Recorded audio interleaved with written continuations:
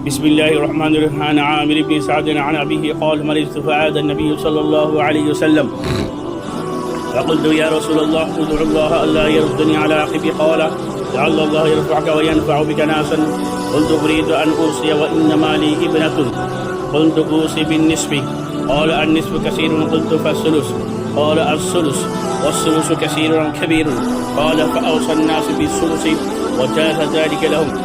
প্রিয় দর্শক, বুখারী শরীফের একটি হাদিস। এই হাদিসটা সাদ বিন আবি ওয়াক্কাস রাদিয়াল্লাহু তাআলা আনহু থেকে বর্ণিত আছে। উনি বলতেছেন যে আমি মক্কায় থাকা অবস্থায় আমি বেমার হয়ে গেলাম। নবী করিম সাল্লাল্লাহু আলাইহি ওয়াসাল্লাম আমার বেমারি দেখার জন্য এবং ইয়াদত করার জন্য আমার বাড়িতে তশরিফ নিয়ে আসলেন। যখন আমার বাড়িতে তশরিফ নিয়ে এসেছিলেন নবী করিম সাল্লাল্লাহু আলাইহি ওয়াসাল্লাম, আমি নবী করিম সাল্লাল্লাহু আলাইহি ওয়াসাল্লামকে দোয়ার জন্য আবেদন করলাম। নবী করিম সাল্লাল্লাহু আলাইহি ওয়াসাল্লাম আমার জন্য দোয়া করে দিলেন। তাই তারপরে আমি নবী করিম সাল্লাল্লাহু আলাইহি ওয়াসাল্লামকে বললাম, ইয়া রাসূলুল্লাহ, আমার অনেক সম্পদ আছে, আমি আমার সম্পদ থেকে আধা মাল আমি ওসিয়ত বা দান খায়রাত করতে চাই। আর আমার সঙ্গে আমার একটা মেয়ে আছে, ছেলে বা অন্য কোনো আওলাদ নেই। তখন নবী করিম সাল্লাল্লাহু আলাইহি ওয়াসাল্লাম আমাকে নিষেধ করলেন, তুমি তোমার মাল থেকে আধা মাল ওসিয়ত করতে পারবে না। তারপর নবী করিম সাল্লাল্লাহু আলাইহি ওয়াসাল্লামকে আবার জিজ্ঞাসা করলেন সাদ বিন আবি ওয়াক্কাস, ইয়া রাসূলুল্লাহ, আমি আমার মাল থেকে সম্পদ থেকে আমি 3 ভাগের 1 ভাগ ওসিয়ত করি। তখন নবী করিম সাল্লাল্লাহু আলাইহি ওয়াসাল্লাম, হ্যাঁ 3 ভাগের 1 ভাগ ওসিয়ত করতে পারো, তথাপি এটা বেশি দেখা যায়, তথাপি আমি অনুমতি দিয়ে দিলাম। তারপরে এইভাবে মানুষ 3 ভাগের 1 ভাগ মাল এবং সম্পদ থেকে ওসিয়ত করা শুরু করলেন। আর এটা সবার জন্য জায়েজ করে দিলেন নবী করিম সাল্লাল্লাহু আলাইহি ওয়াসাল্লাম। কিন্তু এটা আসল মশলা রয়েছে, সেটা হলো যে আমি আমার মাল থেকে, আমি যদি ইচ্ছাও করি যে আমি আমার মাল থেকে সমস্ত মাল ওসিয়ত বা দান খায়রাত করি, এটা ইসলামের দৃষ্টিতে অপরাধ হবে। তুমি তোমার মাল থাকি শুধু ইসলামের দৃষ্টিভঙ্গিতে নবী করিম সাল্লাল্লাহু আলাইহি ওয়াসাল্লামের এই হাদিস বুখারীতে যে বর্ণনা করিয়েছে, আপনি নিজের মাল থেকে 3 ভাগের 1 ভাগ 1/3 অংশ ওসিয়ত করতে পারবে বা দান খায়রাত করতে পারবে, এর বেশি করা যাবে না। এই হাদিসের মধ্যে আরও একটি নবী করিম সাল্লাল্লাহু আলাইহি ওয়াসাল্লাম আমাদেরকে একটি বৈশিষ্ট্য, একটা মেসেজ দিয়ে, সেটা হলো যে তোমাদের এলাকার মধ্যে, তোমাদের গ্রামে যদি কোনো মানুষ বেমারে পড়ে, নবী করিম সাল্লাল্লাহু আলাইহি ওয়াসাল্লামের সুন্নাহ, নবী করিম সাল্লাল্লাহু আলাইহি ওয়াসাল্লামের জীবনীতে এইরকম নজির পাওয়া যায় যে উনি নবী করিম সাল্লাল্লাহু আলাইহি ওয়াসাল্লাম মক্কায় বা মদিনায় থাকাকালীন কোনো মানুষ যদি বেমার হইতো, তো এই বাড়িতে নবী করিম সাল্লাল্লাহু আলাইহি ওয়াসাল্লাম নিজের তশরিফ নিয়ে গেতেন। সেই মানুষটা কোনো ধর্মেরও হোক না কেন, খ্রিস্টান হোক, ইহুদি হোক বা অন্য কোনো ধর্মের মানুষ হোক না কেন, ছাড় দেন নাই কে নবী করিম সাল্লাল্লাহু আলাইহি ওয়াসাল্লাম।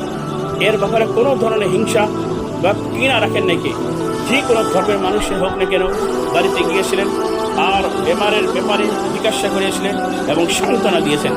আর একটি মশহুর ঘটনা আমরা সবাই জানি, মক্কার একটা বুড়িমা নবী করিম সাল্লাল্লাহু আলাইহি ওয়াসাল্লাম ওই বুড়িমার বাড়ির কাছ দিয়ে যাওয়া আসে করেছিলেন।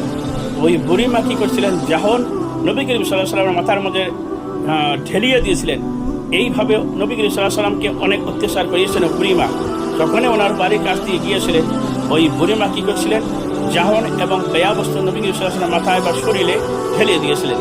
তো হঠাৎ করে দেখে আজকে ওই বুড়িমা তো আমার গায়ে বা আমার মাথায় এরকম জাহন দিতেছে না, কই গেল?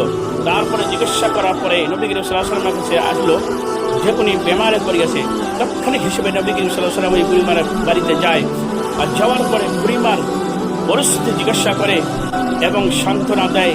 বুড়িমা অবাক হয়ে গেলেন, আমি অনেক দিন থেকে বেমারি, আমার কোনো জাতি ভাই আসি এইরকম জিজ্ঞাসা করলেন না এবং সান্ত্বনাও কেউ দিলেন না।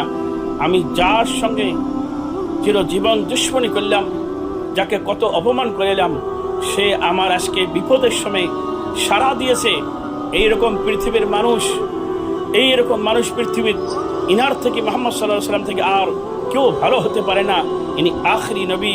ওনার হাতে তৎক্ষণিক হিসেবে ওই বুড়িমা কালেমা বললেন, লা ইলাহা ইল্লাল্লাহু মুহাম্মাদুর রাসূলুল্লাহ। এই হাদিসের দ্বারাই নবী করিম সাল্লাল্লাহু আলাইহি ওয়াসাল্লাম আমাদেরকে বৈশিষ্ট্য 2টি এমন দিয়েছে।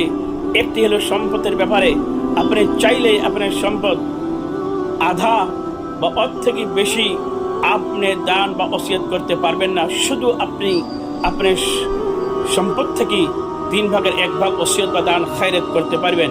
নবী করিম সাল্লাল্লাহু আলাইহি ওয়াসাল্লামের অন্য হাদিসে পাওয়া যায় যে তোমরা তোমার সম্পদগুলো সবগুলো দান খায়রাত করিও না, কারণ তোমার ছেলেকে ভিখারি বা পথের ভিখারি বানাইও না, এর থেকে ভালো সম্পদ রেখে দাও, এই সম্পদ দিয়ে নিজের জীবন যাপন করবে এবং যাতে ভিখারি না হয়।